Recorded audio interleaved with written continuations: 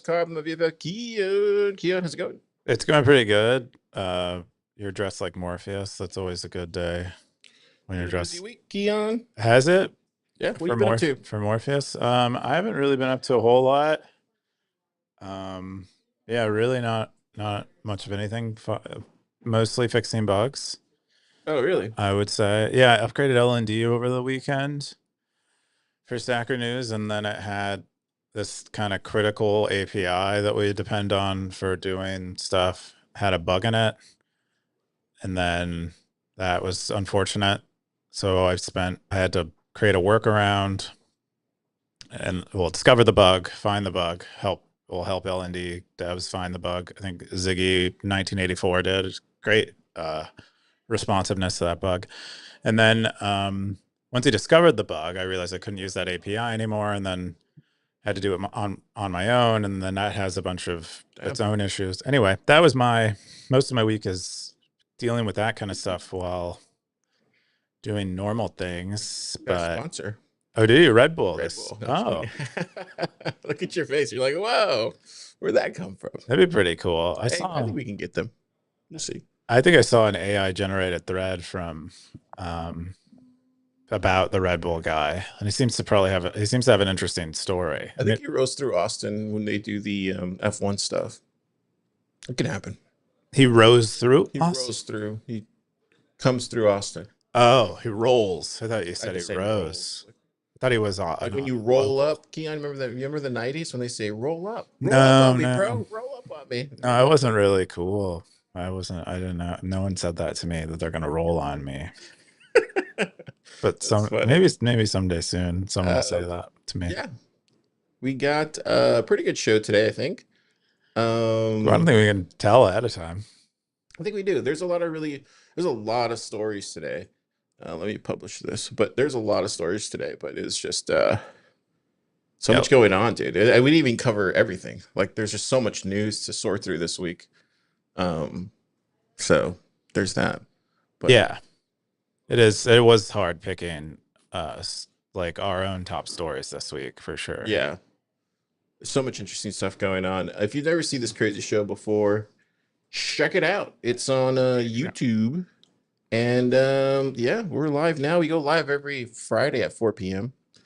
And yeah, it's been a pretty good week. Last week's most viewed video was the Proxima Centauri one. Apparently people like Elon Musk and go into a different solar system. Or I guess it would be going to a different galaxy. No, is it a galaxy? No, it wasn't a galaxy, right? It's just the next nearest sun. So it's the same galaxy, just a different sun. But yeah. Okay. Check it out. Yeah, we should do more clips about Elon Musk. Apparently. It's probably gets pretty good. With all that, let's jump into the top 3 of the week. The first one is the ownership obsession, what Uber and Airbnb ready sell. Keyan, what's this? Yeah, this is a great piece. It basically argues that we own so many things that we don't use, almost like as insurance for our future selves to have access to them. Is basically what it says. Like, you know, one of the examples that I like the most is a drill. How often do you use a drill that you have like permanent storage for year round? It's maybe at most maybe an hour a year, but it takes up space. And why? Like it's not being used. And basically argues that for things like Uber and Airbnb, they've made renting things very like so easy that we feel like we no longer have to say own a vacation home or I guess like own a car in another location that we can drive around in. And so what it argues what the sharing economy does is reduces the need for us to own things by lowering the transaction costs of gaining access to the thing when we need it. Like we show up in Florida, we can have we have a house there that we've rented from someone else who just owned it. And then we can also rent a car that someone wasn't using while we were there. Oh, okay. Yeah, Nick believes in owning everything. I like this post quite a bit, but he argues that you might be able to, the author argues that you might be able to extrapolate to other types of goods like the drill. Like maybe in some future situation, a company comes out where the transaction costs are, they make the transaction costs of borrowing a drill from someone else very low, like Uber and Airbnb have made borrowing a car from someone or a house from someone very low. And that would perhaps unlock other things. And I actually had an idea like this in college. One of my startup ideas that I never pursued was basically online thrift stores, which effectively Like do this. Craigslist? No, but Craigslist is like, Yeah, that's a joke. is peer to peer, which That's a joke. is great. But kind of what you want is a place Like Etsy? No, not peer to peer. It wouldn't be a marketplace. It would be one company who's kind of providing, like, basically you would donate a bunch of stuff to them and then they would allow people to rent it out locally. Oh, okay. I And see then what you're saying. they could return it whenever they wanted and donate it back. But I feel like there's those community apps that have that already. There's like a community app that does that. that's peer to peer too. There's no company that's doing like an Amazon for thrift stores, like an Amazon for renting everything rather than owning everything. Like that's basically like if that helps the idea any. So the Klaus Schwab app is what you're thinking. There you go. Yeah, if you're a cynic in your world, that's how this manifests. But yeah, I thought it was great. I thought it was the framing I think is very accurate and can help you think about the sharing economy well. We had the top comment from Simple Stacker. He said, I've actually published on this subject. The way I've characterized it is that Uber and Airbnb help small suppliers sell spare and underutilized capacity, which is efficiency improving overall. And Discipline said, love Munger, love this topic. I do tend to buy things. I need to, but I don't really buy anything in advance of needing it. That's sort of a middle ground between the renters and the preppers. For me, what I'm paying for is avoiding the irritation of rental transactions. Interesting. Yeah. I definitely think like if you own a business, you should be purchasing things. I definitely think that. Especially if you're gonna get multi-use out of it. But it does become a problem with space. So there's that. But if you can donate it, that's always a good thing. Or give it to somebody else, right? That could help them. But yeah. Yeah. All right. You got anything else on this one? Not really. But those are I believe those are the transaction costs, the like enumerated transaction costs of attempting to acquire something like a ladder or a drill temporarily. Like there's a reason why we own those things is because of those costs. It's cheaper to just buy it and then store it somewhere than it is to borrow it. Or just be in a community and help your neighbor out. The next one is the dangers of closed. Wait, where? Oh man, I got the wrong one in here, did I? Yeah, I guess I did. The dangers of closed-mindedness and open-mindedness. Keyan, what's this? Yeah, it's a post from Kepford arguing both in favor of closed-mindedness and against open-mindedness, and then against closed-mindedness and for open-mindedness. So he kind of takes both sides on this. I think taking his own advice and on the topic for the post. But yeah, what are some of the interesting things he says in here? Yeah, I guess the problem with being open-minded is you maybe take tradition for granted and you don't appreciate it, as one of the things he says here. And then you end up with kind of never being opinionated enough to go like very deep on an opinion or develop a kind of, I guess, a more mature point of view on a particular thing. And that's like kind of the risk of being open-minded, is you're kind of pulled every which way by current events or whatever, I think is what he's arguing about being open-minded. And then closed-mindedness is you maybe you aren't improving is more or less the main danger of closed-mindedness, and you kind of you take tradition, or what you think of as a tradition, is at face value, and so you never think to question it or even evaluate whether there is some even more ancient tradition that, if you are taking following tradition as a virtue, you might be ignoring those things and doing yourself a disservice. Yeah, I kind of skimmed through this morning when I was reading the other post, the one that we were showing before. I didn't really grasp what he was getting at, though. That was the thing where I couldn't figure out, like, was he for or against? Like, I didn't really understand that part. No, I think he's demonstrating. I was just giving two distinct opposites and favors, and or how would you say it? I guess the good and bad of being closed-minded, and good and bad versus being open-minded, that kind of thing. That's all. Yeah, Okay. it's just kind of, why you might not want to be purely open-minded and why you might not want to be purely closed-minded. Like both sides have trade-offs and advantages, and he kind of walks through them. Yeah. What do you think, Keyan? I think I tend to be more on the open-minded side of things, and I definitely, I do think there is a risk to that, where I won't develop opinions that are, I think, strong enough to where I might, I don't know, be more effective in some way. But yeah, that's at least where I fall. I definitely wouldn't consider myself closed-minded. I don't think you can be if you're in Bitcoin, to be honest. I think we have I think actually one of the features, someone should do a personality like survey of Bitcoiners, because I would guess that it's actually a fairly conservative bunch, which suggests that they are actually probably more like temperamentally closed-minded than open-minded. But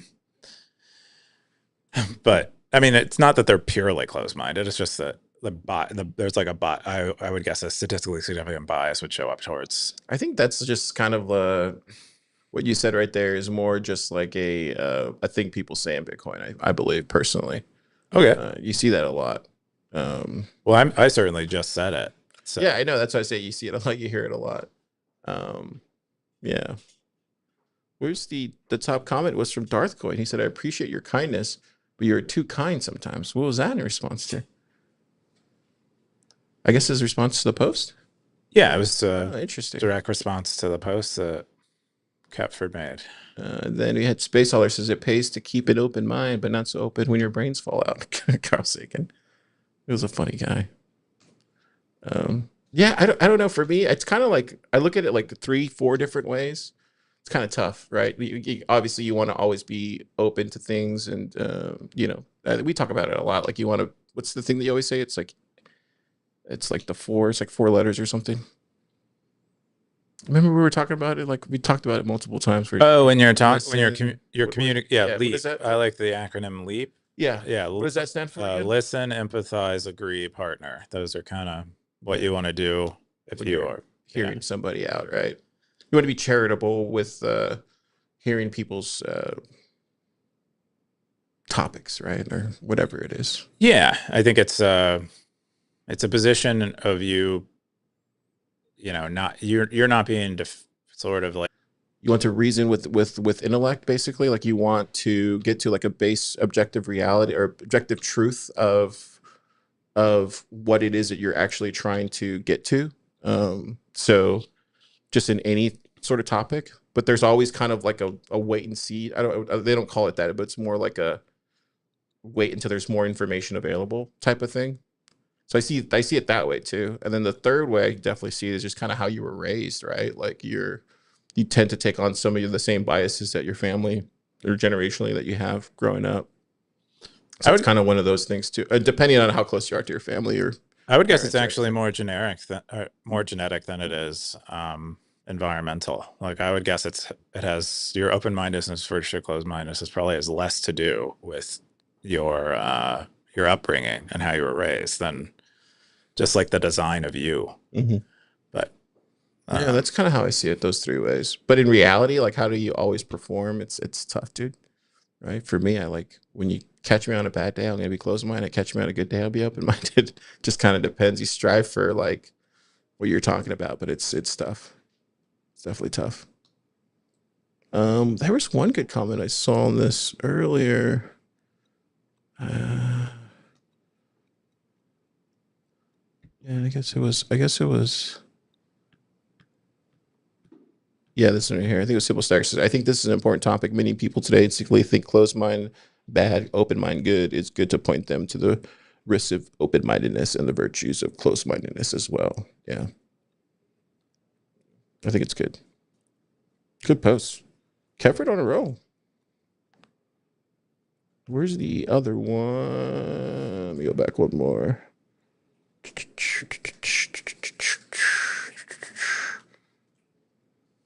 And the number one story this week is Hindsight. Starry eyed. This is from Jason B. 29 comments, 19,000 cents. Keyan, what's this?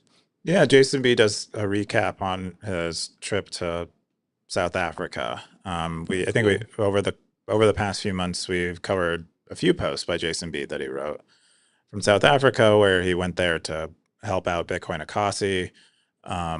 Dude, that's beautiful. Look at that. Suns, or maybe that's what that looks like. Morning time, maybe. But, yeah, it could be a sunset or a sunrise. But that was a restaurant that he liked. I guess there was a server there who was having trouble with the banking system, and they had relatives out in Florida who were sort of unable to send them money in South Africa. And by Jason communicating with the server, they ended up figuring out how to use Bitcoin to do remittances to South Africa from Florida, which is pretty awesome. The whole point of Jason, look at that. That's cool.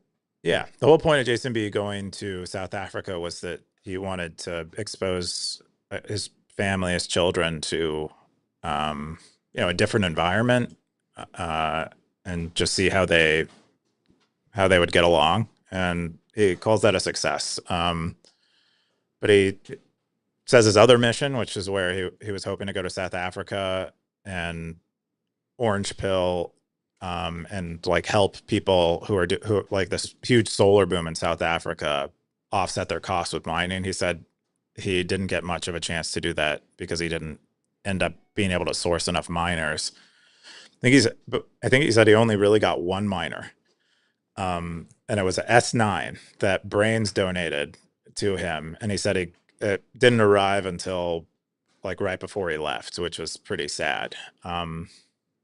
It's kind of a bummer. I'm hoping if he goes back and he's looking for miners in the future, he posts lets us know, because I know the mining foundation, I thought it was called 402. It might be something else. There's a mining group run by Ecno Alchemist, who they just got a huge donation of mining chips from Block, and I'm sure they'd be happy to donate something or some of them to a cause like this. Anyway, he recaps his entire journey in South Africa, and those pictures at the end there from when he came back and did a gig. I guess right when he came back, he got a gig at a Christmas tree lighting ceremony. Look at that piano, dude. Yeah, that's a nice setup. Yeah, that's crazy. Yeah, look at those Christmas lights. Nice. We had the top comment from Simple Stacker. He said, sounds really awesome. What is your thinking for why South Africa has embraced Bitcoin so much compared to, say, the US? Because I'm not sure if this is the main issue or not, but even at 846 sats a day and a time to profitability of a year and a half, I think the raw value of the return is probably not enough to excite most people into taking action. What do you think about that, Keyan? Oh, did you ask me a question? Yeah, what did you think about what Simple Stacker said? I don't know. What did he say? It looks like he said, if I'm not sure, it sounds like 846 sats. He did all the calculation, basically saying it's not enough to excite most people. Oh, Do you think yeah. that's necessarily true or not? Maybe. Jason B does some of the math. I guess there's like an installation cost that he has that is like local to the region where they were doing it, and he did some math on it, or like I think it was there's a certain threshold where they do become that pays for like the installation of the solar panels eventually. And that would be maybe the whole point. Or no, I think it was just mostly to pay off the miners themselves. But then after that, you're in profit because you're using excess electricity. Yeah, I also think people forget about the non KYC aspect of mining.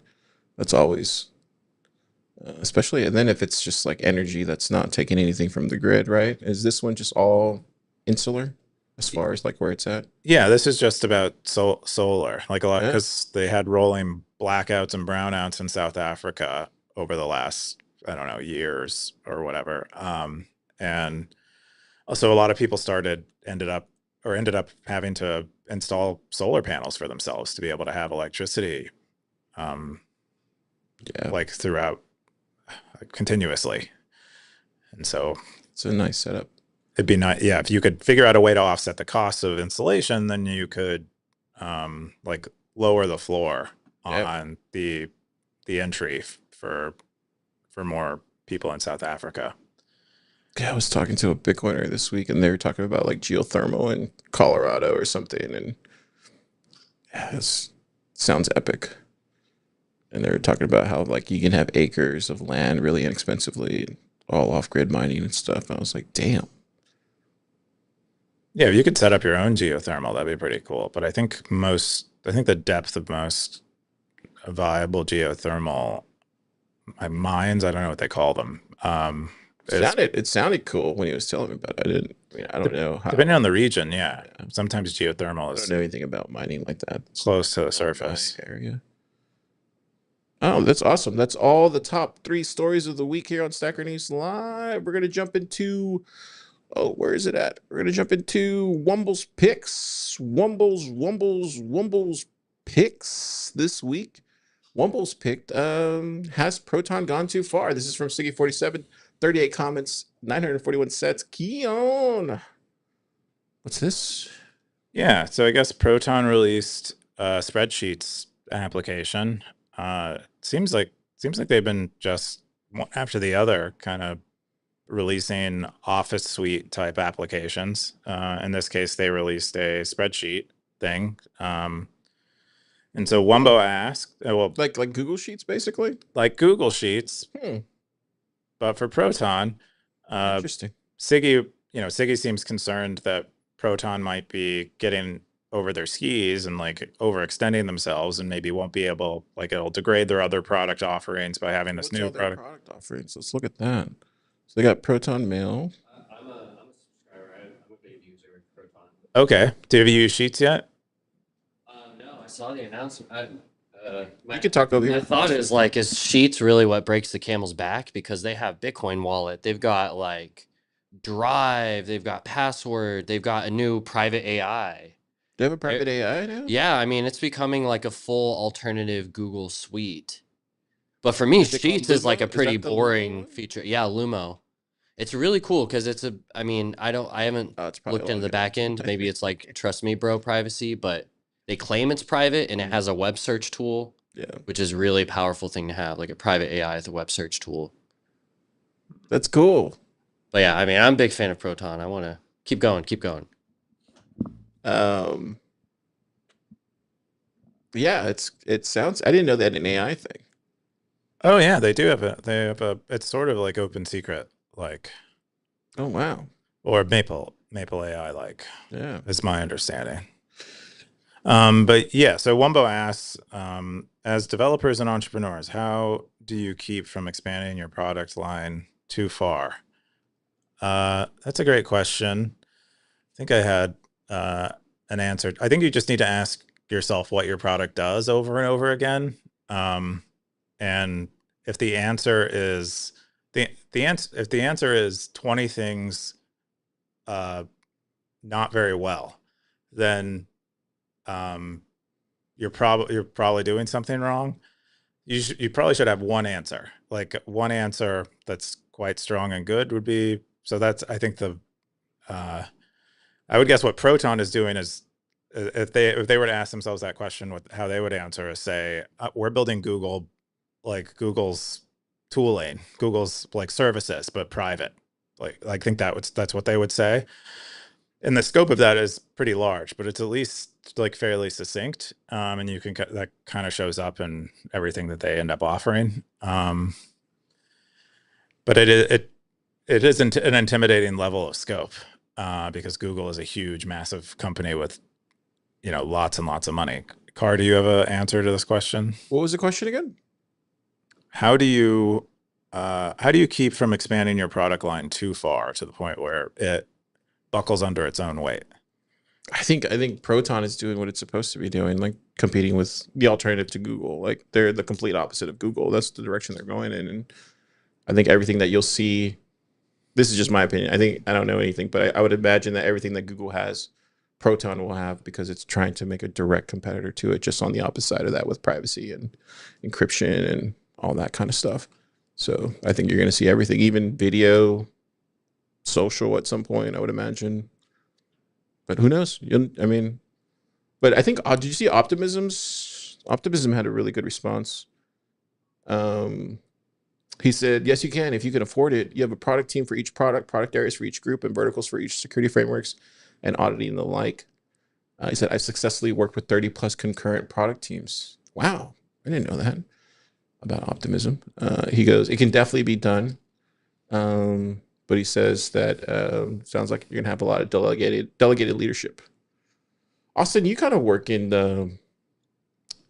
product lines, or at least I hear you on calls talking about products. You don't have to say who you work for, but how do you think it can be managed at that scale, just by looking at what Optimism said? It sounds pretty intense. Yeah, I mean, I think that he put it well. Like, I wouldn't change anything that he said or really add to it. It's more of like, Keyan's question made me think, yeah, like, what is it that they're really doing? Like, what's the secret sauce, right? Because they're building a bunch of apps, but what is the commonality between all of these apps that makes someone choose Proton? Well, the commonality here is that they at least claim to have end-to-end encryption, right? So for me, that's the secret. And like, you get that working in email, you get that working, maybe Drive or Calendar was their second product, maybe Password. And then eventually they're like, cool, we have the template down for how to do the end-to-end encryption for the data. Now what's the new application? And then the thing is, like, okay, maybe they don't have the best calendar app, maybe they don't have the best AI app, but it's like, well, I don't need it to be competitive on the UI or feature standpoint with Google necessarily, because they're giving me something that Google or no one else will give me. So I guess my kind of thought is, like, maybe the quality of the app is going to be a little bit worse quality than other products. But if they, stay true to the principle of end-to-end encryption, and the reason that I and most people are using Proton, I think it's good. And it makes it to where they can have a shittier Google suite and I will choose it over Google every time. Yeah. It does. You hear a lot of people give them crap about what was that recent thing that they had where they got who put a gun to their dick or something? Wasn't there like a 3-letter agency that did that? I don't know anyone to put a gun to their dick. Not yet.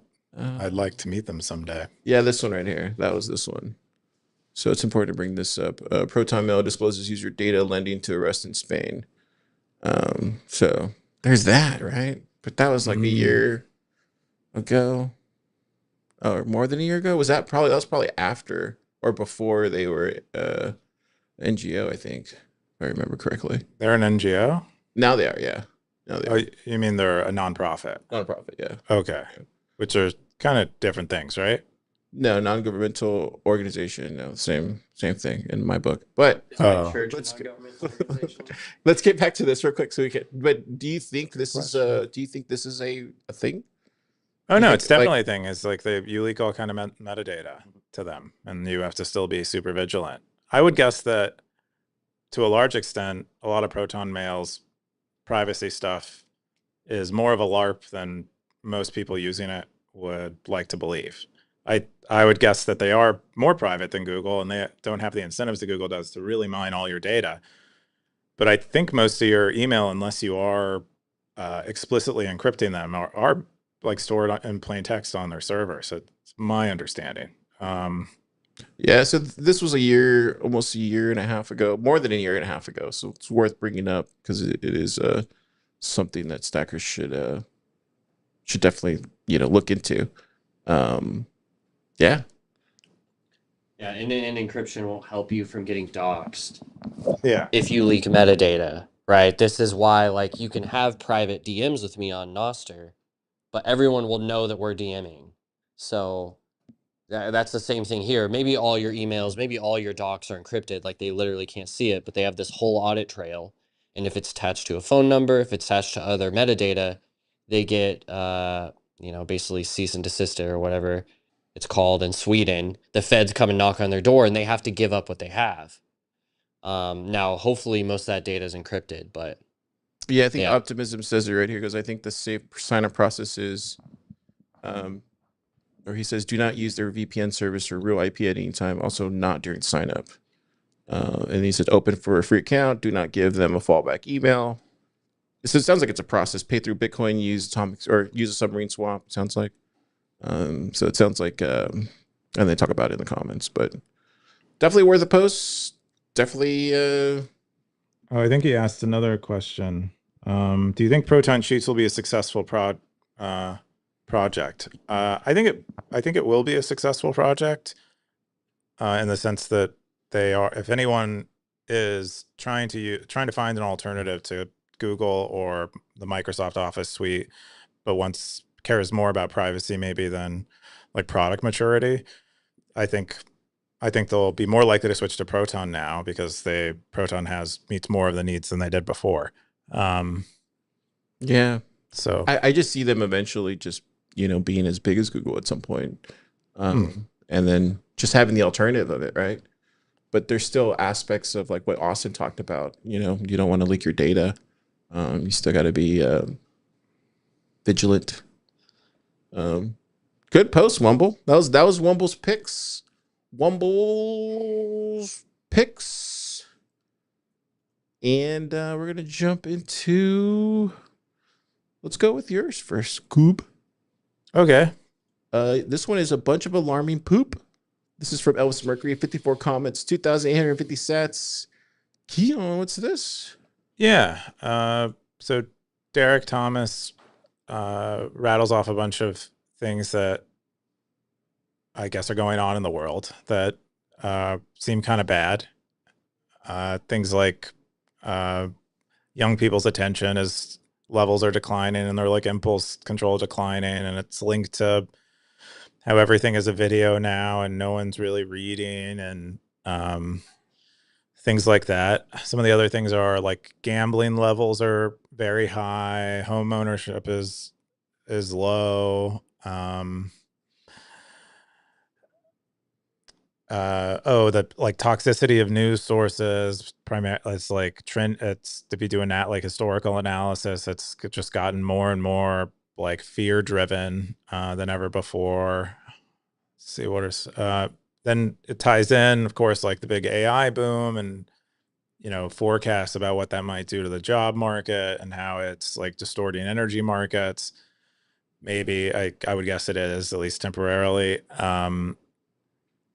And how there's like, while it's not really showing up in a big way in unemployment numbers, it's still, most people expect AI to lead to some kind of employment shortage. Drugs, I guess we've stopped consuming alcohol is on the decline, yet we're consuming tons of weed. And that has trade-offs. There, among the optimistic things here, he talks about GPL1s and believes that that is like a nice trend for drugs, and it seems to be helping people both lose weight and reduce a bunch of disease risk by. I think the current theory is some kind of anti-inflammatory effects.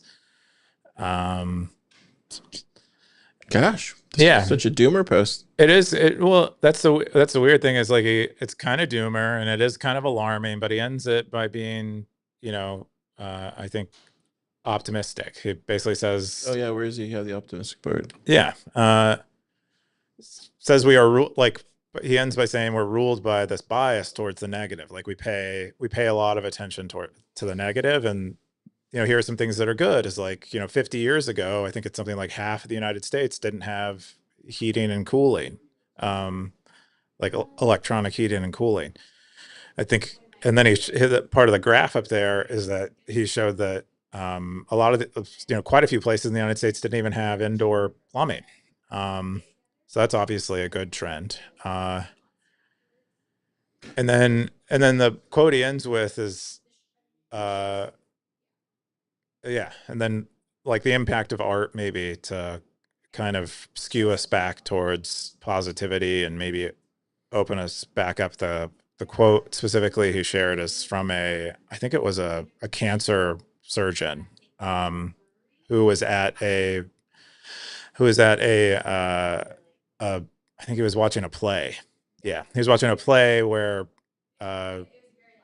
chaos theory was kind of touched on in the play, and it led him to develop chemotherapy as a treatment for cancer, which has been a huge success at improving outcomes. And anyway, but yeah, this is really sad, dude. It's really sad.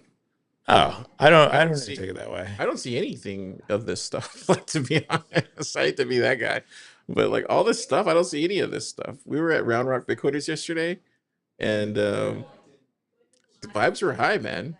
So maybe it's just like people that are outside of Bitcoin, I think, where they're kind of getting this kind of it's kind of what was prophesized years ago. By who? By what? What prophecy? The OGs, they were talking about how, like, the pain that was going to be inflicted on people that didn't opt in for Bitcoin. Well, we've been talking a lot about how Bitcoin has changed. So definitely has changed. We're going to talk about it later in this episode. But I would say it's been infected by the same thing. It's just a Bitcoin version of the same thing. So, but I'd say all of these. End of reading though, like, people still go to the library. I actually just got a library card last week. Okay. Well, yeah. And then triumph of streaming video. I could see that. Let's go down the list. What was the other one? He said TikTok. Yeah, I could see that too. Right now is one big bet on like the artificial intelligence, like, it's providing a ton of jobs. Like, we were talking to a lot of people yesterday. Like, AI is just like opening up jobs here in Austin. Let's see. Let's see what else we got. Generative AI. Gen Z. I think Gen Z got dealt a worse hand than millennials. That's for sure. But I think Gen Z will figure it out just like the millennials figured it out. That's how I'm feeling. That's how I'm feeling today, Keyan. Okay. I think it's a great post, though. The amount of time to put 26 most important ideas. Yeah. Cool stuff. What did Gray Ruby say? He said, "This is very depressing. I definitely agree with the casinification of the economy." Yeah, he said all these apps were designed to democratize and gamify both finance and sports betting, paired with young minds that are addicted to dopamine. It's probably a very dangerous cocktail. Yeah. Let's go to your next post. Zeus Node, tips and tricks from Darth Coin, 16 comments, 11,000 sats. Keyan, what's Evan building these days? Yeah, Zeus and version 12, I guess, is going to have an NWC server included in it. And with the NWC server, you're going to be able to add sub-accounts kind of like you can on Alby. Wow. And cool. Darthcoin wrote a little guide for you, and then I think added some other tips about how you might better manage an always-on Zeus node. Which is, it's something I hadn't really... He mentioned it, I think, in a Saloon comment the other day where he was talking about how, if you have a spare tablet, you put Zeus on it and you turn it on, you know, like an Android tablet, and you put it on always on mode. You can basically have a Lightning node that's always on and do most of what you want to do with a Lightning node, but it's running in a tablet app, which is a pretty cool thought. It made me wonder if there's any plans for Zeus to be deployed on things like Umbrel or Start9. Cool stuff. Yeah. All right, let's jump into the AI Bitcoin stuff. This one I think got posted just like 13 hours ago. It was such a great post. It's really in depth. I'm not going to be able to cover it all. It's a lot of it's just above my head. It's just above. Maybe Keyan can explain it. I didn't read it. You didn't read it. Okay, even better. But the gist of what I understand here is this guy named Tim Detmers is talking about the bottleneck issue that is going to happen at some point with AI and all the infrastructure that's being built out there, and that how we're never going to get to AGI, and it's just very. And he's an academic, goes through it all, talks about the computation, how it's physical, and it's a very you can tell he spent a long time talking about, like long time looking into why AGI is not going to happen with the estimated dates that like Sam Altman and some of these other people are predicting. He talks about it's very in depth. A lot of it's over my head, but from what I can understand, there's a great response to this though inside the comments from It's Real Fake. And he goes in depth, like line by line. This deserved its own post, to be honest, if he's watching. But like he goes line by line why a lot of this is, it'll lead to basically, from my understanding of reading this from his reply, and correct me if I'm wrong, It's Real Fake, but it sounds like he's saying that a lot of the bottlenecks issues will get resolved because of new technology that hasn't been complete yet. And this is the Photonics holographic data storage. And so he explains how these bottlenecks that this guy is seeing, this Detmer's guy is seeing, will lead to innovation in other areas, right? And then he go through it all. He literally goes line by line about why this guy is not looking at it. That's kind of being closed-minded versus open-minded, right? Like it's literally what we were talking about earlier with Kepford. Like this is more an open-minded opinion about AGI, and then the academic was talking about more of a closed-minded opinion about AGI. At the end, I think he said probably the most profound thing I haven't really thought about. He quotes what's his name, Ray Kurzweil, and Ray Kurzweil says that he defines artificial general intelligence as a technology capable of matching what an expert in every field can do, all at the same time. He predicts that AGI will be achieved by 2029. This is Ray Kurzweil, emphasizing its potential to enhance human intelligence rather than compete with it. So the cool thing that he ends with is this part right here. He talks about how AGI will never happen. He goes, if he instead said AGI will never happen because humans are going to get better as we integrate with machines and therefore the goalposts will keep being moved, Keyan, he said that if he would have said that in his kind of like argument of why AGI won't happen, he said he would have been on board with that because he does think there's going to be some kind of symbiotic thing that happens. But yeah, it's a great post. Just wanted to share it. It was in the AI territory this morning. Ah, yeah, cool. Yeah, I would guess that I don't know. I'd like, if you look at technology bottlenecks, it seems like the one I think about the most is probably like the physics problem, where we kind of it feels like we haven't advanced physics in a significant way in a very long time. And I wonder how much of that is actually a technology problem and not some other kind of problem. And, you know, if like the real bottleneck in AGI occurs when militarized applications emerge, then we know that maybe it's not like a human ingenuity bottleneck, and it's more so a like counter forces trying to keep a technology safe. That would be my. I don't see the market slowing down for. I don't see it either. Like when I read the other, because I went through this, but it's hard to grasp, man. It really is. It's just above my head. all this stuff. I would have to go and like research certain words and all that kind of stuff. But when I read that's why Stacker.News is so great. When I read this post by It's Real Fake, he went through it and actually parsed it out and explained it, for Bitcoiners to understand, or at least from my understanding. You know what I mean? It gives it kind of like a Bitcoin lens to it, which a lot of us already like. I guess for us, it's like you're doing the non-custodial stuff, but you see a lot of things in Bitcoin where these bottlenecks do lead to innovations, or it just happens, just because incentives, bro, right? Like, and I think that's where it's just good to have a Bitcoin lens to this stuff.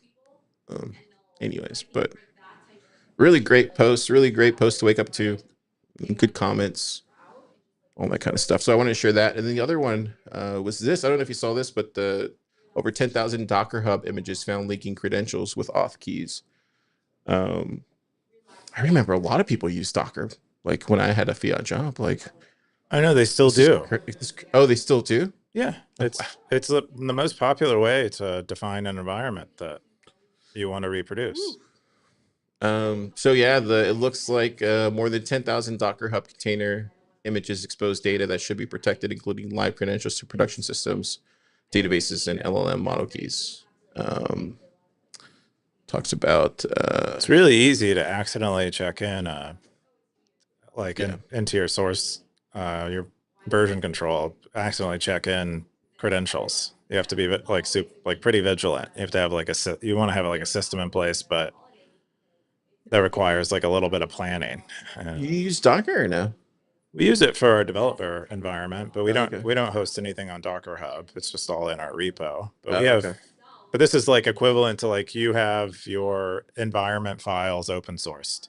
It's kind of what things on Docker Hub is like. And they just, some people hard code them in for convenience reasons, or maybe they're outsourced, or maybe they have contractors who don't have incentives that are maybe aligned. I don't know.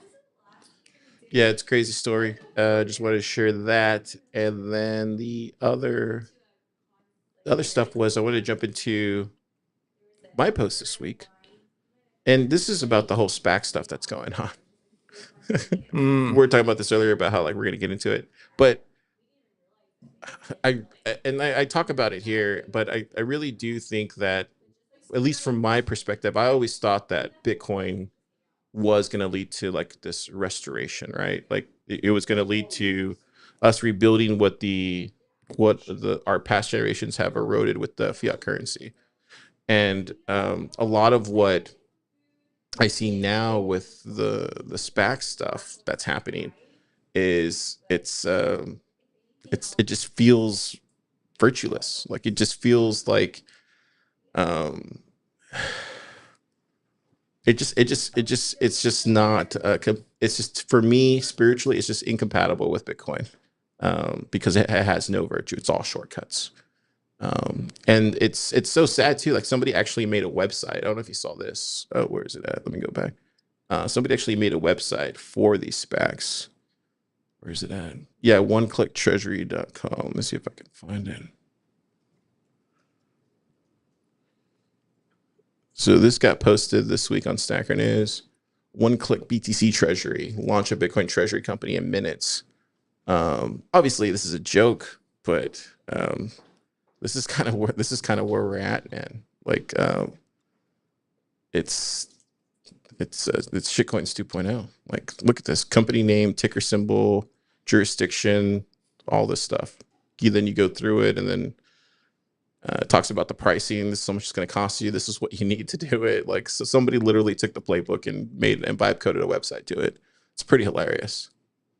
But this is kind of that shortcut process, I think. And I think what this person was doing, this was a reported post by Scoresby, but I think what this person was doing, just kind of showing that, this is not going to restore anything that Bitcoin was supposed to do from the very beginning.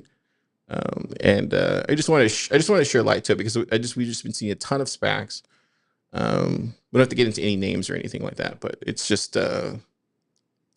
very it just feels very somber. And I didn't know like what to do with this in my head, but I was like, let me write it out, because if I write it out, I'll get it out of my system, right?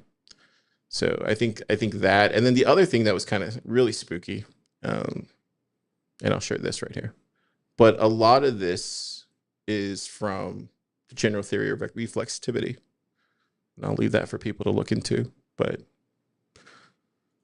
yeah. Anyways, you got any thoughts on the SPAC stuff? I know you don't like talking about it too much, but yeah, what I just don't. I think the trend is like dying, and to the extent that it still exists, if you like listen to what they're saying, if you pay attention to the part where they're not like infinite money glitch and like memeing themselves into greatness, it's a lot of bullshit. Specifically around that, like you saw some of these new SPACs, these new treasury companies come out and say things like, we're more pure of a Bitcoin play. We don't have all the traditional crustiness that MicroStrategy has. We're more pure. And now, as the market has responded and said, we actually don't want anything to do with your SPACs, now a lot of them are saying that they have this technology mission, and it's a Bitcoin technology mission. And it's so important, and it's so complicated and so special and so advanced that you can't understand it, though. So they can't explain it to you yet. You just won't get it. It's so new. It's so novel. So it sounds exactly like you know what that is, though, Keyan? Like, that's actually the scary part about this post. This is all like out of the Soros playbook, man. That's the scary part about this. I haven't read that. Yeah. Like, that's why I'm saying it goes even deeper than that. And that's why a lot of this stuff no one's talking about it, but it needs to be said. Like, this is the same type of thing that Soros did. And however you feel about him, whether you like him or you don't like him, but a lot of that type of chess playing that's going on. There you go. Yeah, I think another sign of like kind of the grossness of this is, I think a lot of the people who are trying to sell these SPACs are speaking to an audience that maybe had some FOMO on like MicroStrategy's rise to whatever MicroStrategy is. And they're like, well, you missed out on that one, but this is going to be just like MicroStrategy, except new. So give us your money now, early, and you'll be in the new MicroStrategy. And it's just like another altcoin, meme coin. And that's why this website is so good. Like, this is why this website is so I don't have it. Keeps coming up wrong. The one click Bitcoin treasury thing. This is why this website is so good, dude. Because this is what Bitcoiners do best. We meme it out of existence. This is what we do best. And it's just hilarious that somebody actually took the time to do all the research. Because this looks like a legitimate website. Yeah. Well, if you find yourself tempted to invest in one of these SPACs because you think it's going to be the next MicroStrategy, I would recommend you don't. Sometimes I would say a lot of the people who are early in MicroStrategy stock were either like ahead of the curve and did the work and kind of understood what they were doing, or they got lucky. And if you are neither lucky or ahead of the curve and doing your research, don't expect to get wealthy on one of these like new SPACs. The reliable way, if you need to get rich or want to get rich, the reliable way to get rich is to create value, not to find the scam earlier than other people and invest in it. Yeah, yeah. I do feel cleansed, though. Now I don't need to talk about it anymore. But it's definitely it definitely was weighing on me most of this year. But now I don't feel like that anymore. But it's just sad to see. It's sad to see. We got to pour one out. The last one is kind of a fun one, I guess. We have one funny one this week. Why do Gen Z have a growing appetite for retro tech? Keyan, do you know why they love retro tech? Like iPods and PSPs and DVDs and all the things that you want to rent out? I'm just kidding. I don't know. I think, there are trade-offs made when you go from, purpose-built devices to like generic devices that kind of do everything. Like you lose some He owns things. this SNL DVD right there. Look at that. Okay, It's in a I think we sold only 3 of them. I don't remember it being one of him. You know better the books on that, but now, what were you saying? I'm sorry. Oh no, I was just He's so proud of his collection, dude. He looks like me in 2000. That's what I was with my no. DVD. This is the record collection of today. That's really what cool. this is. Yeah. But yeah, I think honestly the truth, and this kind of what we were talking about earlier, is like Gen Z has gotten it worse than millennials, and so they're basically getting all the scraps, and so that means going to thrift stores, like we were talking about, buying DVDs, buying these old Blu-ray players, like buying these old buying this technology that's dead because they can't afford the subscriptions for this stuff, right? I don't think that's the problem. I think that kind of correlates if you kind of look into it a little bit more. Think about how much you're spending per month in just like subscription services, whether it's just like for media or entertainment. And when you could just go to your local thrift store and find these DVDs for like 50 cents or whatever.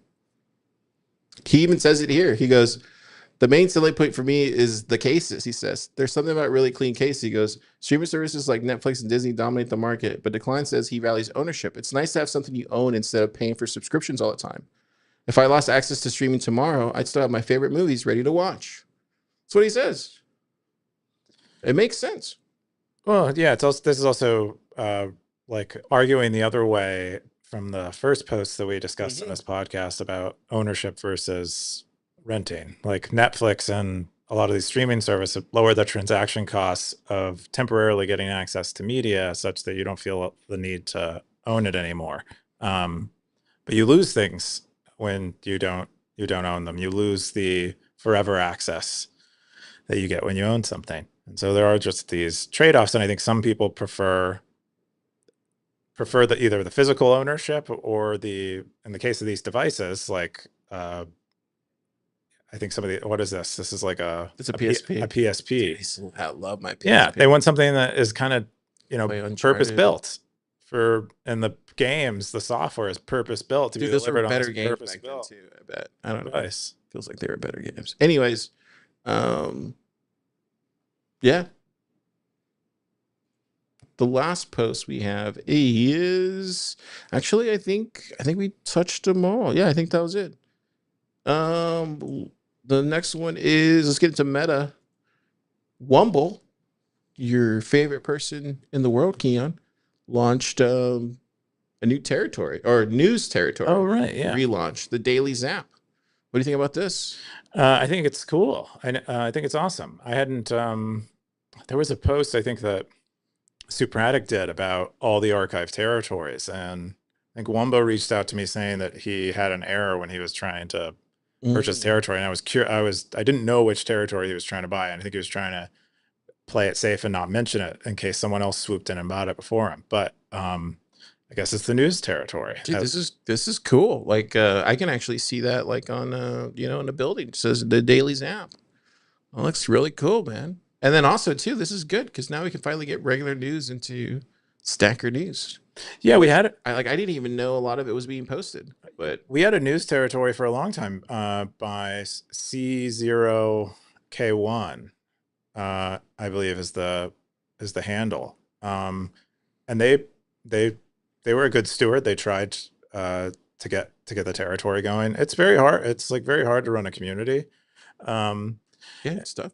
Yeah, and I think with some territories it can be really tricky because it's hard to, what is news? Because news is like such a broad thing, and I think that'll be the struggle for anyone who's trying to tackle a territory called news. But I think it's kind of international happenings that maybe don't fit in any other territory is kind of what ends up being news, I think. But I'm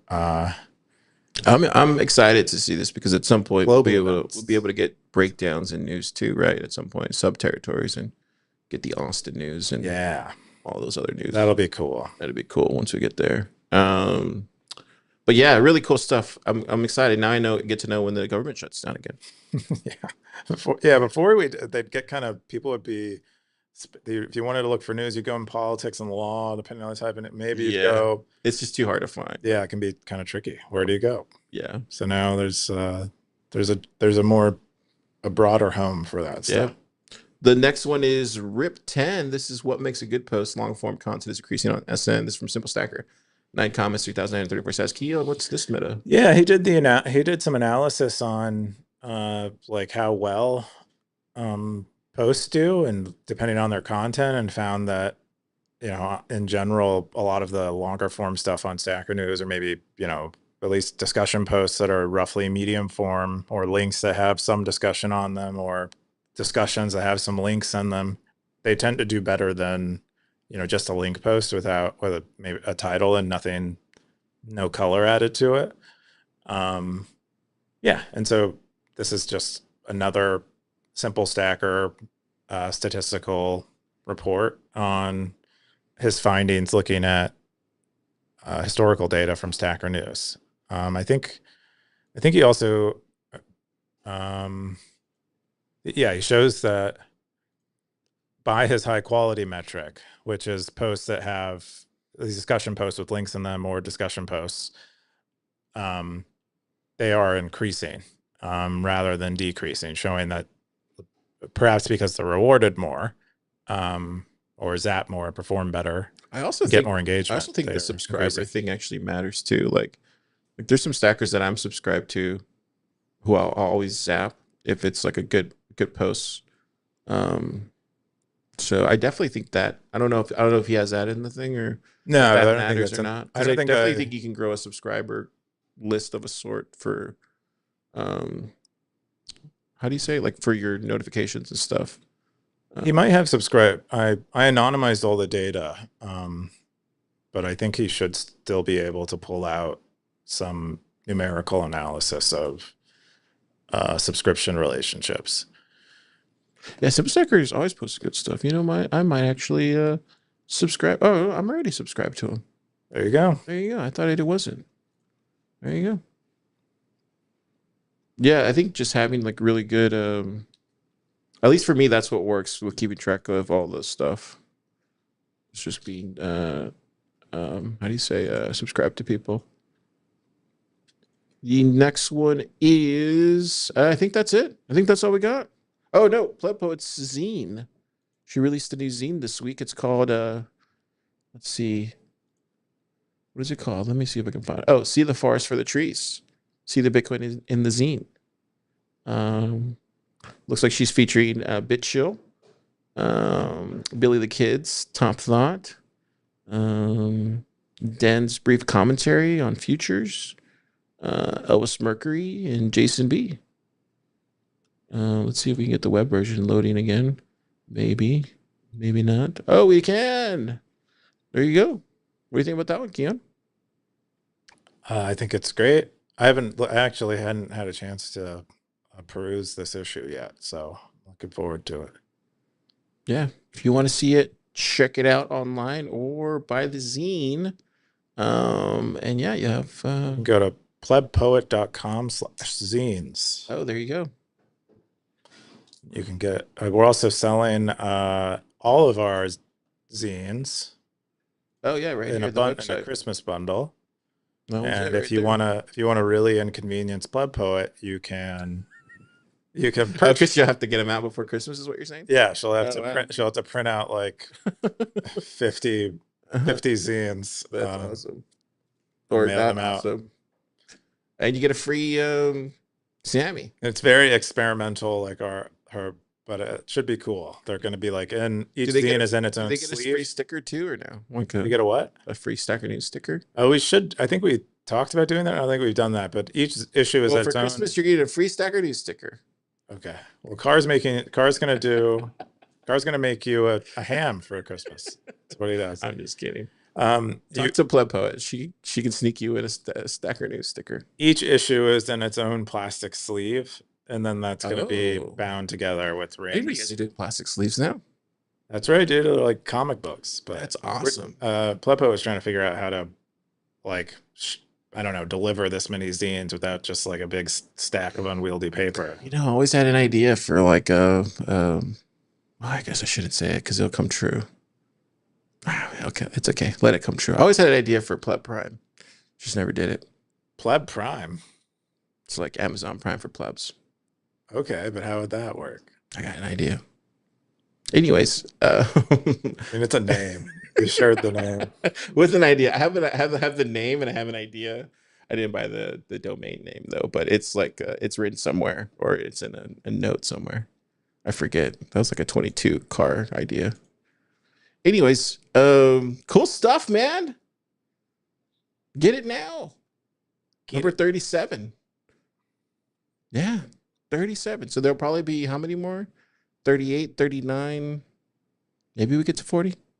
By the end of the year? Yeah. How many more weeks are left? 2 more weeks left. 2 more weeks. left? Yeah. So we won't get. Oh, here she comes. 40 will probably be the first version. How many more zines are left? I just want to say, I believe this idea came from Context. Yeah, at Context with a K. Because of his suggestion, what we're going to do for the final zine of the year is a year in review. Wow, that's amazing. So how many more For this year? For the year in review?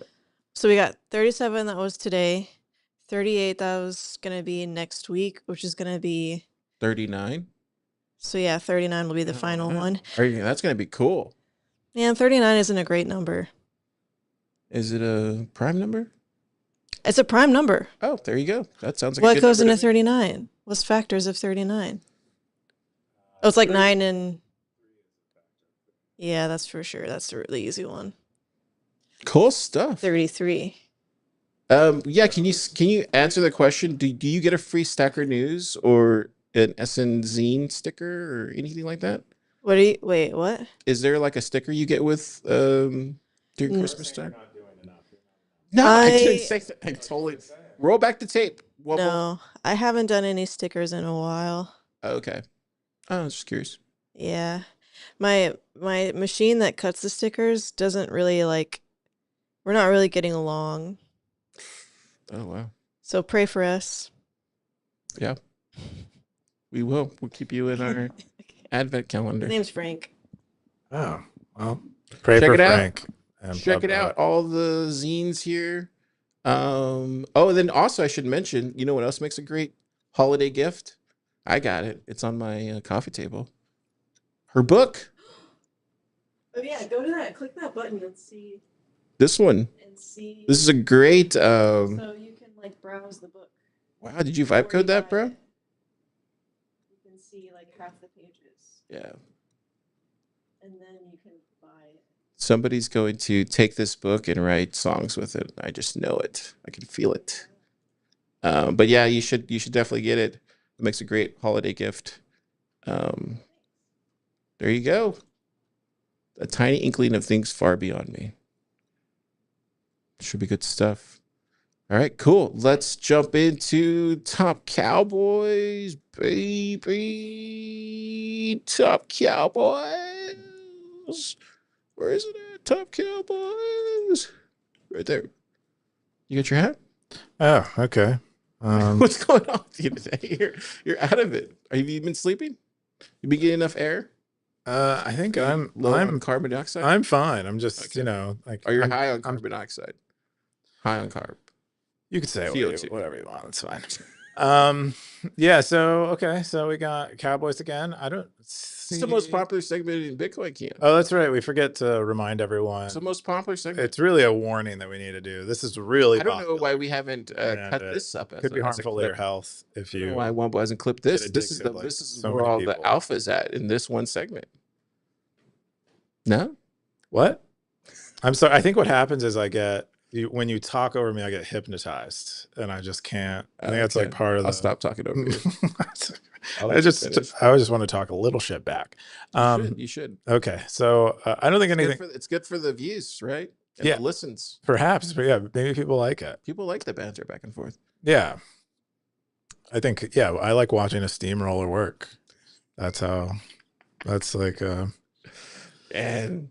Okay, but I don't think anything's really much has changed in the lists here, as far as I can tell. There's probably been some movement, but probably not OT, right? Dramatic amounts of it. OT went up. It looks like could be OT. OT, check if you're listening to this. Check your nodes, your receiving node. It is being wonky. So he's pretty busy. He's a father, a husband, a Bitcoiner, a musician, a composer, a traveler.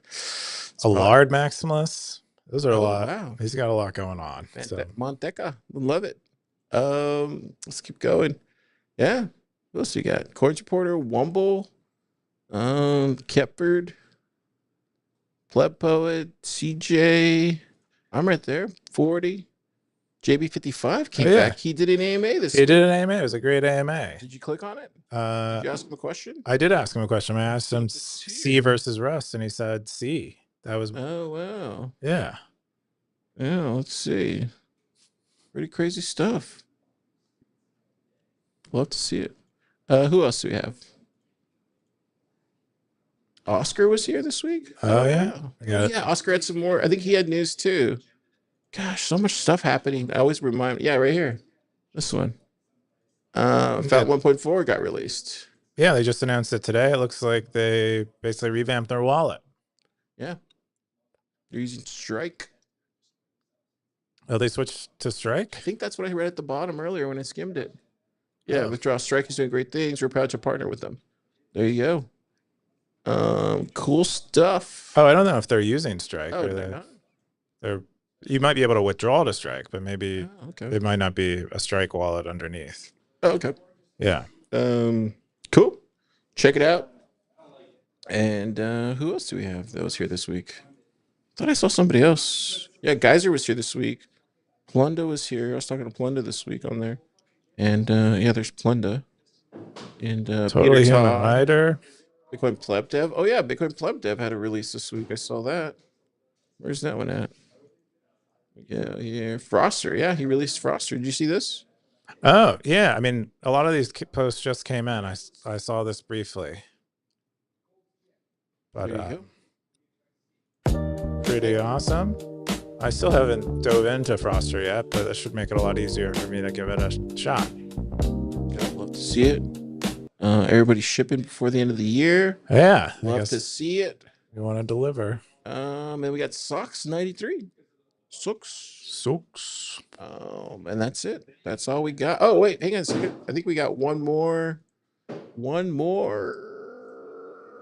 Yeah, we got it right here. We got comments. Apparently, Graphene OS. We had a comment here that said Google won't do Google Wallet on Graphene OS. So no thanks. And then somebody said Nexus is the hardware from last 2 decades. Are they talking about the Nexus phone, or are they talking about which phone is that? I don't know. This is on an old post, right? Yeah. Yeah, that one that got quite a few views about Graphene People still OS. want to hear about Graphene. I think the Nexus was what they used to call their Google phone. Oh, this is before the Pixel. I think so, or maybe that there's feels something right. else. Maybe that was the one that they partnered. Did they partner with somebody before they started making their own hardware? I don't remember, but I do remember something Google releasing that was called Nexus at some point. So, Well. And then we had some fountain comments. Blockchain Boot 6 Zap. Undisciplined said, we're above you jabronis on the charts right now. it's See, probably. look what you started, Coop. Now they hate us. I didn't start anything. Started beef with our only friends on the podcast circuit.